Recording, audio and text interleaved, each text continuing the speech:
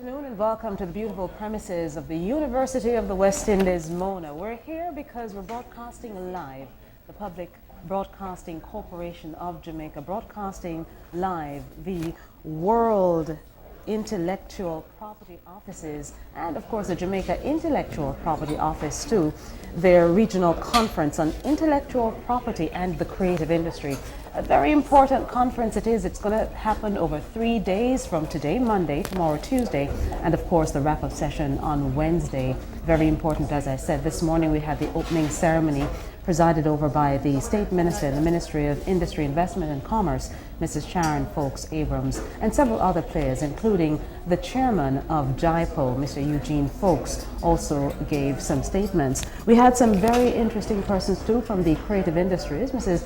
Marcia Griffiths, as well as the head of the Broadcasting Commission, Cordell Green, in attendance. And over the next 3 days, we expect to have some lively discussions on the creative industries. And to join me right now to talk a little bit about the conference itself and what it should mean for Jamaica, the importance of it, we're pleased to have Ms. Carol Simpson, the Executive Director of JIPO. Thank you so much for joining us. Thanks for having me. Now tell us really the importance of this conference. You know, one of the speakers said this morning that the creative industries is fast becoming the leading sector in the world in terms of the amount it can raise as investments for countries. Right, and what it can contribute to growth and development. Yes. We have long recognized this.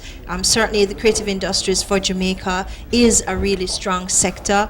In fact, a study that was done in 2007 showed that the creative industries contributes 4.8%, almost 5% to our GDP. How do you Almost quantify that in dollar terms, really, as well? Well, That's I know a $1 billion industry. Yes, Wow. vast and almost as much as agriculture, which is 5%. Yes. The only difference, though, is the level of investment in the sector itself.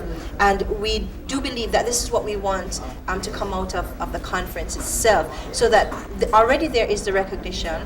There is a commission that has been established within the Office of the Prime Minister on creative industries, being led by Dr. Deborah Hicklin. And so already we recognize that government has placed creative industries at the very top of their agenda by positioning it there. What we now want to have are the policies that are in place, the infrastructure for growth of the industry. It really has operated very informally in a sense, and so we want to somehow give recognition and structure to the creative industries so that our creators can earn. Because the bottom line really is that in creating, and many of those that we see create in the creative industries are really MSMEs, SMEs, small business persons, whether they're in craft and design, in music, in entertainment, in fashion, in the arts, you name it, all of that is covered in the creative industry. Before you get to that section that talks about your vision, I want to know what is that infrastructure that you speak of that exists now for JIPO and the creative industries, really? What are we looking at that we have, and where do we want to take the sector? Well, certainly from JIPO's perspective, our mandate is to look at the administration of the intellectual property rights. So our focus really is on the management of the intellectual property rights. And foremost for the creative industries is copyright administration. So that there are comprehensive, up-to-date laws, which we do have for copyright. We are in the process now of amending the laws so that we can also meet obligations under what we call the WIPO Internet Treaties, World Intellectual Property Organization Internet Treaties. That's the most recent that has taken place. And then there are other aspects of the creative industries, collective management organizations. Yes. How do creators, whether they be in music or literary areas, earn royalties from the exploitation of their work? And when we speak of exploitation, we speak not only in Jamaica, but as you know, our artists, they're performing worldwide. Yes. And so we have to be part of an international network. So we have to have that infrastructure here that will support that, which we do have. Jamaica is proud to have in place 3 collecting societies. JCAP, Jamaica Association of Composers, Authors and Publishers, that represents composers of music and publishers of music. JAMS, Jamaica Music Society, which represents sound recordings, or the producers who own sound recordings. And JAM Copy, Jamaica Copyright Licensing Agency, for the literary writers as well. Right. So that's putting in place, facilitating that kind of infrastructure for the management. And then you have in place as well associations like your JERIA, Jamaica Reggae Industry Association as well, which is now hosting, we're in Reggae Month Yes. as well. Java, vintage artists as well. And so the idea is to have in place all the various elements that will lend itself to the development of it. Jamaica is also fortunate in terms of the enforcement of intellectual property rights when you have infringements and so on, to have an IP unit within organized crime, the police force. So we have a dedicated unit, trained police officers who can go out there to do searches and investigate infringement of intellectual property. Which is where I was going to take you, because as a lawyer, you would think that the legal and regulatory framework for Jamaica's copyright industry is a robust one. Yes, it is. And so we have regular meetings. We even have a coalition of private and public sector interests, what we call the Anti-Piracy Alliance, to come together. While we recognize that we might not be able to eliminate piracy completely, we certainly would like to reduce significantly levels of piracy. And so that's what we do in terms of having a robust system in place. Fantastic. And working with our creators. Fantastic. We can't do it without them. I'm glad you mentioned the issue of creators, because the guest speaker this morning that you brought in from overseas, Mr. John Howkins, he said, listen, we're all creators, and so therefore the copyright industry should be very, very critical to every single Jamaican and every single person on the face of this earth. When you talk then about the creative industry, lots of people would go immediately to the music industry, but it's so much more than that, because even recently Jamaica had to be copywriting some of our famous sayings and some of our famous dishes, really, to ensure that the brand is protected overseas. That's right. Yes, the idea behind it, of course, is to again be able to capture the value. All is not lost. Some people might think that it's lost. It's not lost. It's the process that we will have to go through. We do feel that we have made significant strides.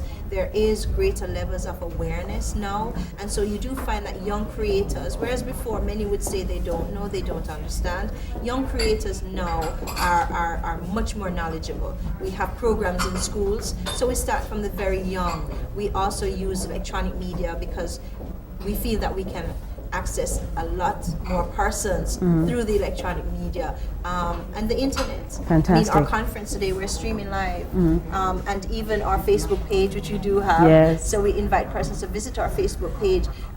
We have lots of hits on it. It shows that there is this keen interest. That's how you're going to capture this younger generation who are more technology savvy. And Absolutely. so for us at JIPO, that's what we try to do. We try to keep up with those trends so that we're able to capture as many as possible in the creative audience. So then, talk to me a little bit about the conference and exactly what will be discussed here, because it's not just a Jamaica conference, it's a regional conference with about 14 countries represented here today. Yes, all the CARICOM countries are represented. They're also member states of the World Intellectual Property Organization. And so, yes, it's actually the first time in the Caribbean that we're hosting a conference of this nature. Wow, congratulations. So, yes, we're very proud of that. I myself participated in the last one, which was held in Cali, Colombia. And the very first conference, which was held in Geneva by WIPO, Shaggy, a Jamaican artist, performing artist, was invited, and so Shaggy graced the stages, as it were, of the United Nations, and he spoke there. And so that was a very proud moment for Jamaica, because it was recognizing the importance of this industry to our country, that we were asked to do this. And again, we were approached to host it here in Jamaica, and it was our pleasure to invite other participants here. The idea is, of course, to look at issues which, even though they're important to us as Jamaicans, will also impact on the region as well. Right. And so some of the topics that we'll be looking at is creative industries as a factor for economic growth. Yes. How do we factor this in? As I said before, already we contribute 4.8% to the GDP of copyright-based societies. That's very significant. Yes. And so it's not something that the government can overlook, which is why now it's very high on the agenda. We're also going to look at monetizing of intellectual property rights, and this segment is being sponsored by the Exim Bank. And the idea behind this, of course, is to look at valuation of intellectual property. Recently, a piece of legislation was passed called the Security Interest in Personal Property, Yes. and called SIP Act. Yes. And for the very first time, the provision of the SIP actually recognized intellectual property, which is an intangible asset. Which is valuable, so you can go to the bank and get loans with that. Yes, exactly. indeed. And so while it has not been tested, it is very, very new. We hope that with this in place, certainly for creators, for an entertainer, for a musician with catalogs and haven't had successes, for an artist, for example, or graphic artists, designers, that they can use this now as collateral for loans. So this is a significant step. Actually, some have said, why has it taken so long? I don't know, maybe its time had come. We certainly had lobbied for many years for this. We would like to see that the financial institutions will get on board. They will embrace it. It might be challenging at first because in a way it's thinking out of the box. It is not your real estate, it's not your car, it's not financial, it's not money in the bank, for example. It's looking at the intangible. But and certainly that would have come from the lobby efforts too of JIPO in terms of getting that piece of legislation. We have a lot to talk about over the next 3 days, and certainly you've whetted our appetites, getting us to understand exactly what the conference is about, and certainly we'll be speaking with you again throughout the conference between today, tomorrow, and Wednesday. Thanks a lot, Carol Simpson, for joining us. Naomi, thanks for having me, and we invite persons to come out and join us and to benefit from the wealth of knowledge and just sharing together information. And I see where the ground is being prepared for that. Marcia Griffiths here as well, and we have a young entertainer. We have so many people from across the board in the industries, with the creative industries involved. Thanks a lot, Carol Simpson. Really appreciate it. Thanks for having me. All right. And viewers, you are at the regional conference for intellectual property and the creative industries being held here at the University of the West Indies, Mona. It's a conference that began this morning at 10 o'clock with the opening ceremony, and a lady who is a legislator in Jamaica and too, she presented greetings on behalf of the government of Jamaica, joins me at this point. Mrs. Sharon Ffolkes-Abrahams, she is the State Minister in the Ministry of Industry, Investment and Commerce. Mrs. Ffolkes-Abrahams, thanks a lot for joining us on thanks PBCJ. Thanks for having me. It's my pleasure to be here. Fantastic. Now, you presented an overview really of the government's commitment to the creative industries. Yes. If there is one takeout that you would be able to present to our viewers in terms of that government commitment to the creative industries, what would that be? I think that the government is working on the legislative framework, making sure that JIPO is able to deliver in terms of patents and trademarks. And we've done a few amendments to the Trademarks Act. We're also looking at signing the Geneva Convention on trademarks as well. So there are a number of things that we are doing as a government to make sure that we're ready for the economy to produce in this area. Carol Simpson just mentioned a very critical figure, that the creative industry really represents round about 4.8%, rounded off to 5% of GDP, which is almost equal to the contribution of agriculture to the economy. Brand Jamaica, certainly, when you look at the global scale, would represent far more. She asked and answered the last question before she came off. I'd ask you to start there. What's taking the government so long, especially when we see this can really be a sector that can take Jamaica out of the doldrums in terms of the economic position that we're in? All right. Well, I would say that there are successive governments involved in this. We're in our third year now, and we're working on this very assiduously, as you can see. After only being 2 years in the government, we're bringing forth this conference. In fact, I was in a meeting with WIPO representatives maybe about 18 months ago, where we decided on this conference. So this is a first step in going forward to monetize our industry and to make sure that we put this high on the agenda. Creative industries is very important for Jamaica. Brand Jamaica is out there many, many years without having the fruit coming back to the persons who have the intellectual property. Our songs have been out there without perhaps getting the proper revenue back to the producers and to the song makers. Also, we have creative industries such as the craft industry, where we want to stamp Brand Jamaica as our brand out there. So somebody else could not come along then and put Jamaica on it and get away with it. That's very critical, because when you talk to people, for example, in the diaspora that understand what is the value of Jamaica, especially when they are not in Jamaica, they fully understand it. When we look at some small things that would necessarily need trademarking, even for example, a Jamaican phrase or a Jamaican dish, where are we in terms of that global scale of ensuring we protect Brand Jamaica and trademark Brand Jamaica in the entire world sphere? In the global space, it's important for us that we sign the Madrid Protocol, Yes. which is something that Cabinet has approved and the government is going to do in a short order. That means that if you have a patent in Jamaica or a trademark, it would be recognized in the countries that have also signed the Madrid Protocol, which are a majority of countries in the world. Fantastic. So it means that our brand would be protected all over the world, and that's very important for us to do, and we're working on doing that very shortly. Fantastic. Now, when you look at the younger generation, certainly we're not just talking about intellectual property, because as the guest speaker said this morning, we're all creators, really. So when you look then at the younger generation in terms of driving this sector, what's a platform that the government is building so that we make it easier for our young people to be able to create, to for example, when you look at the digital space and creating apps for phones and computers, how easy, for example, is that for our young people to be part of that sphere? Well, the government has just enacted a policy for MSMEs, which is the medium, small, and micro enterprise area, where these would fall into place. And we've looked at also young persons in particular.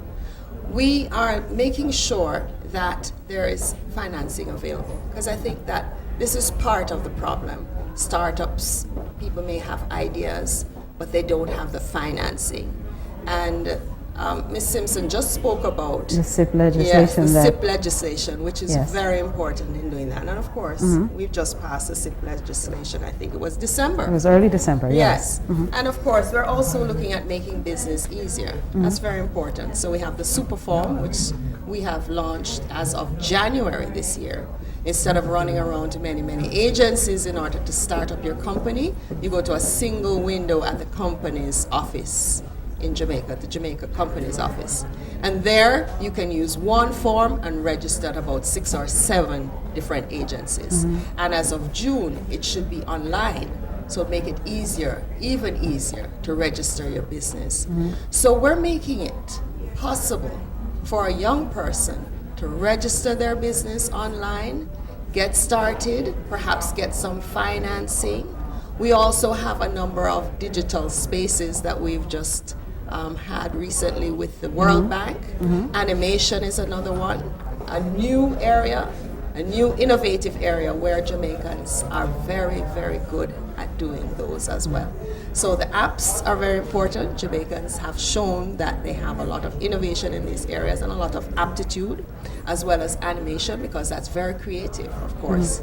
We're very good artists and also good animators. And also we have some new content, very interesting content. And I think the world is looking for some of our content. Indeed. Because we have the songs, the reggae songs, we have our own accent, we have our own culture, and all of those things are interesting to the world.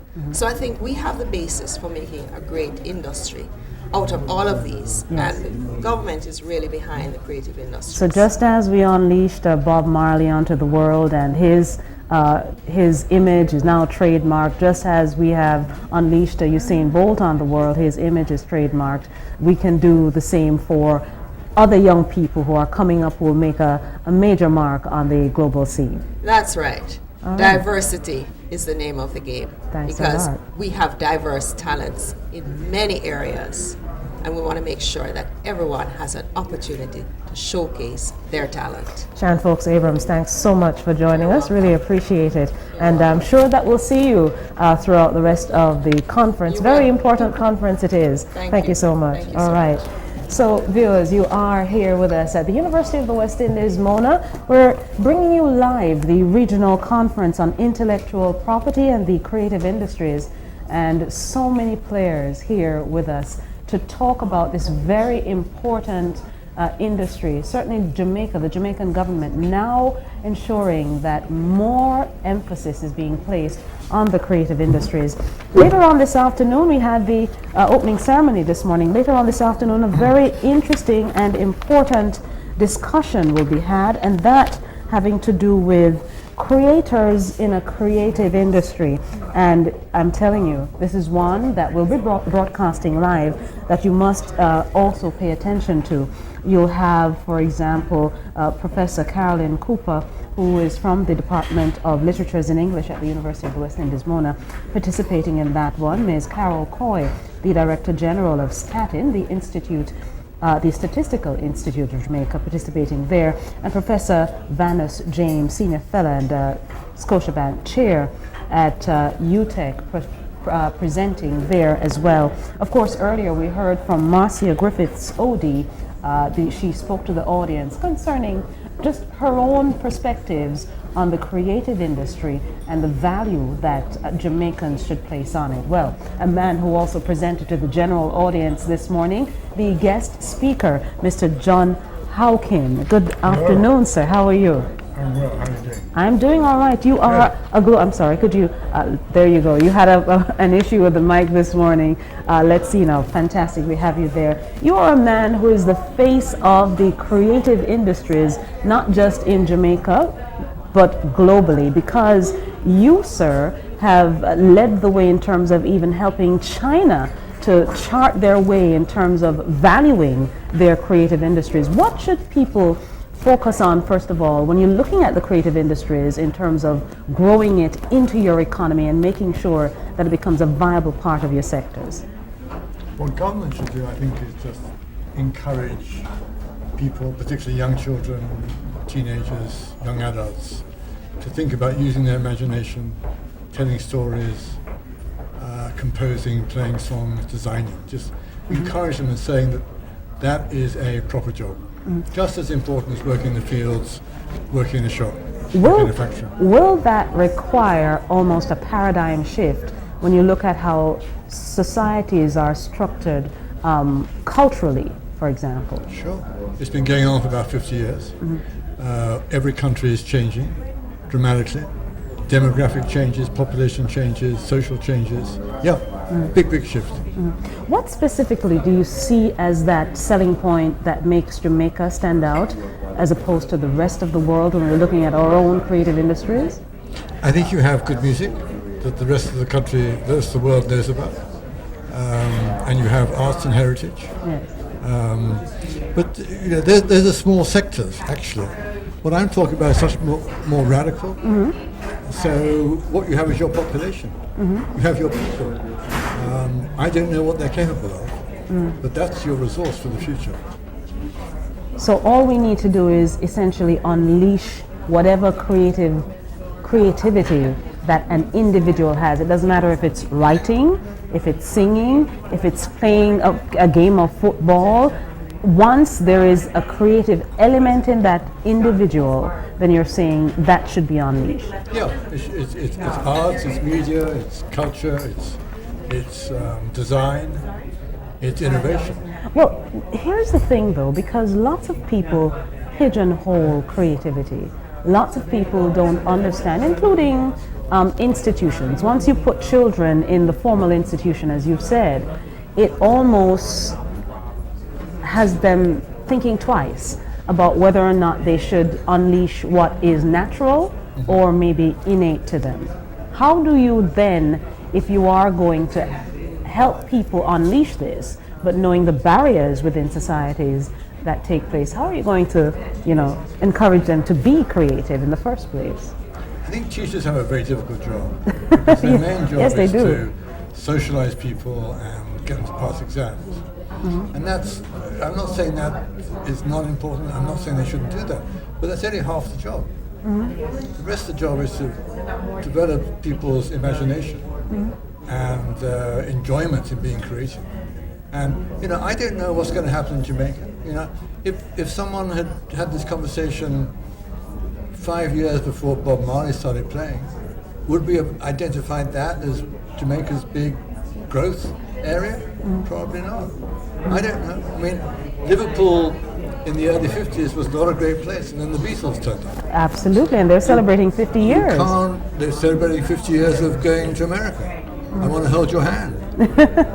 Wonderful, wonderful music. So you can't, from a government viewpoint or an outside viewpoint, look and say that's our special skill. It pops up. Talented people pop up.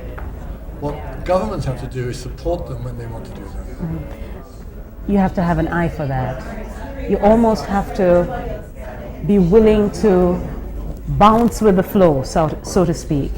So how do you develop that eye that says, this is the creative element, let's go with that?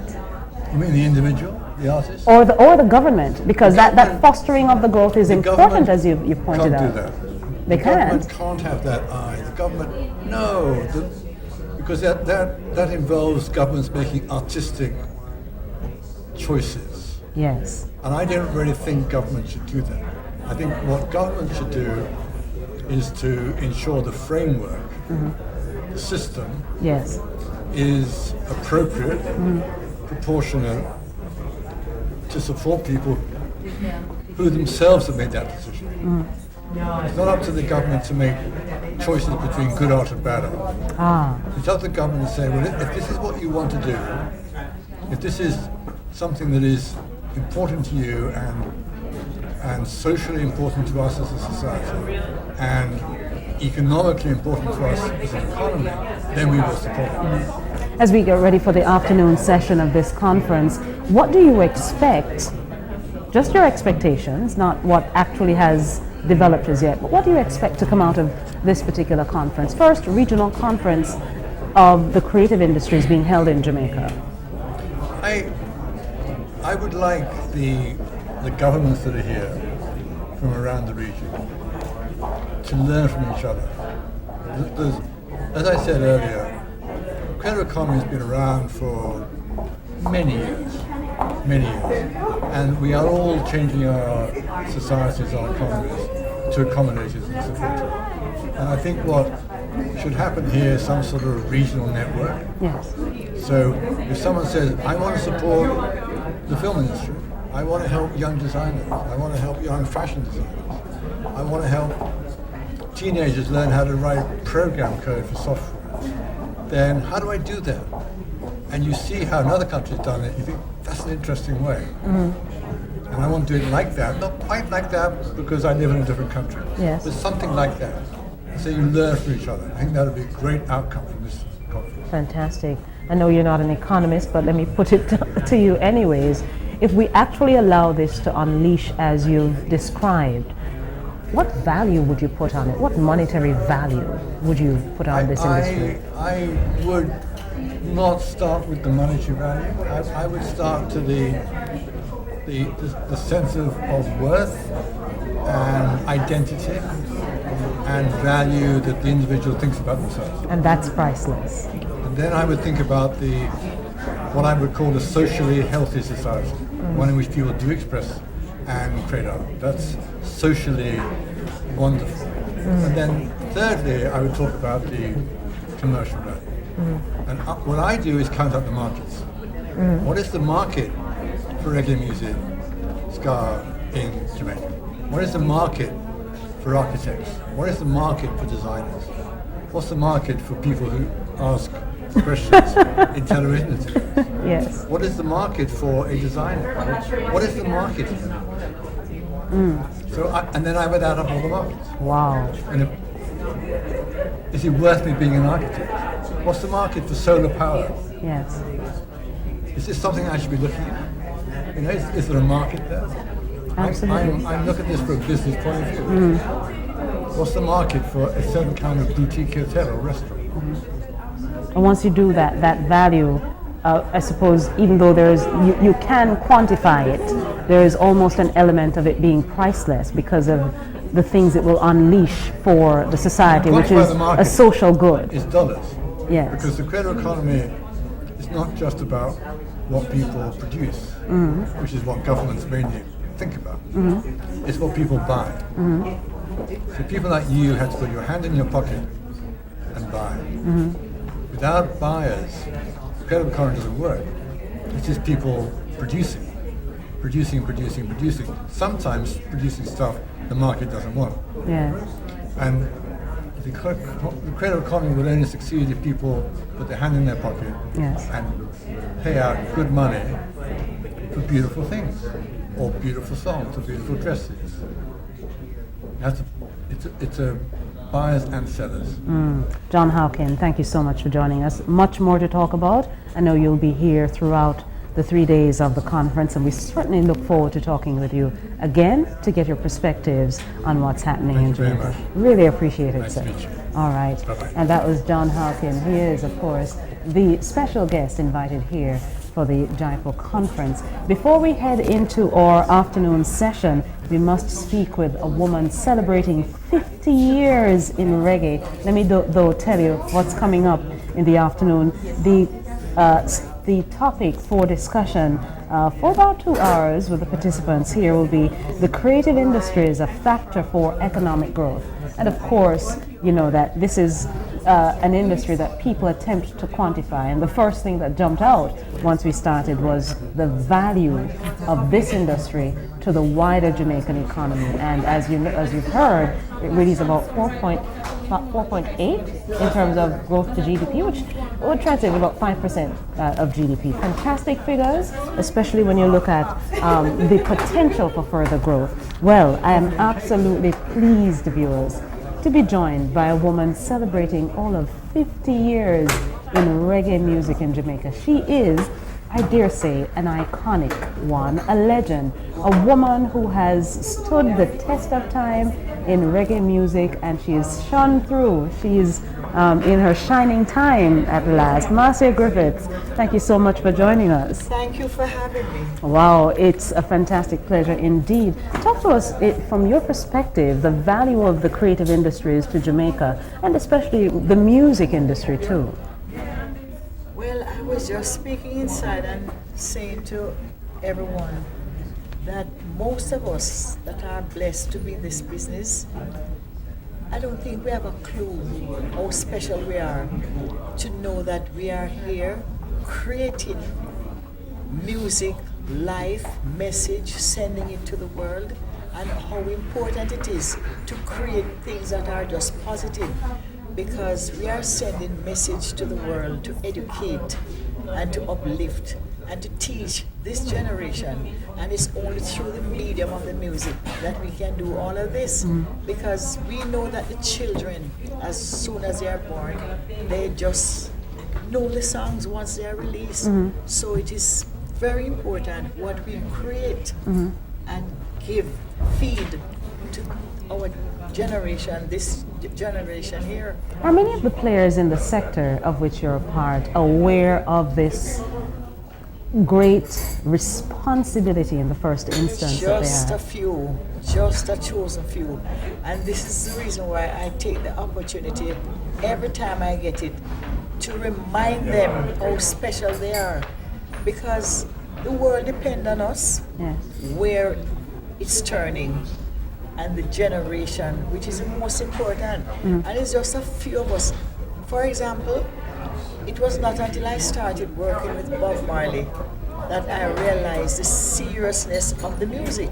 When I saw how serious this man took his music, it was his life. Nothing came before his music. Then I realized that this music was much deeper. It's not just entertainment.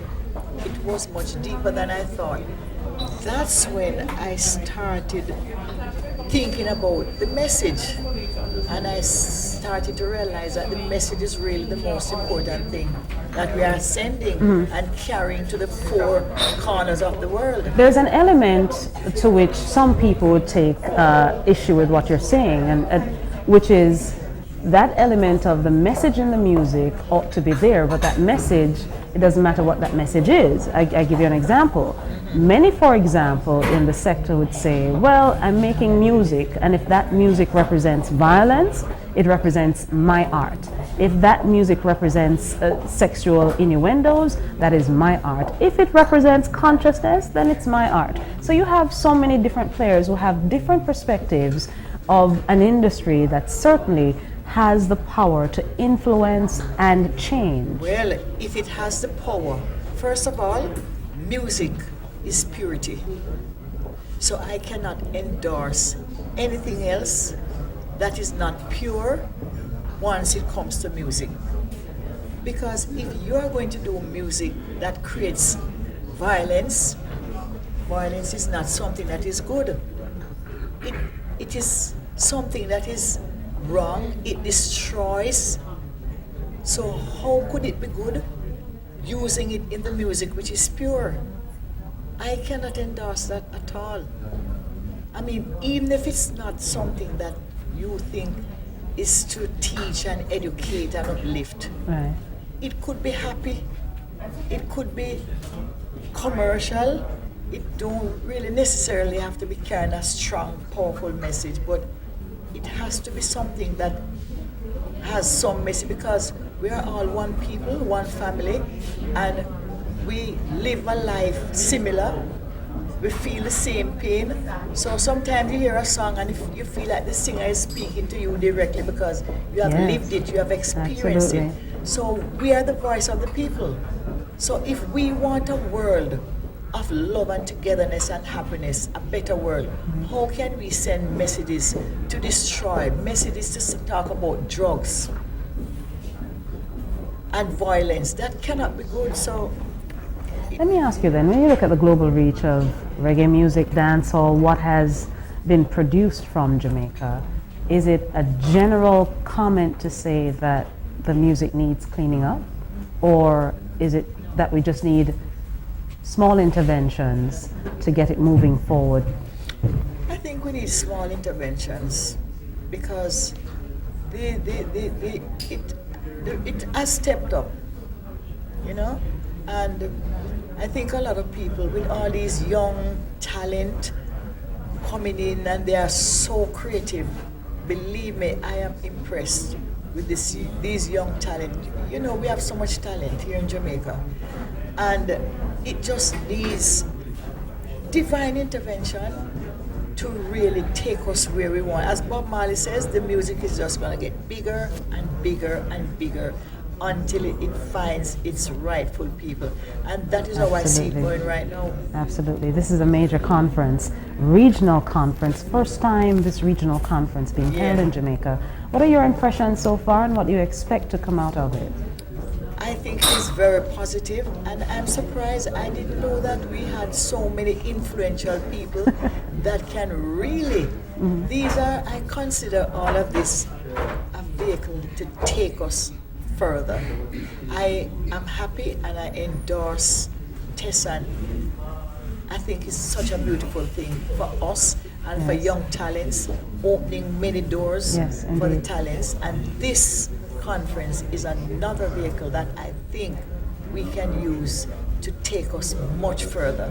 I am very impressed and it's very positive. Marcia Griffiths, thanks so much.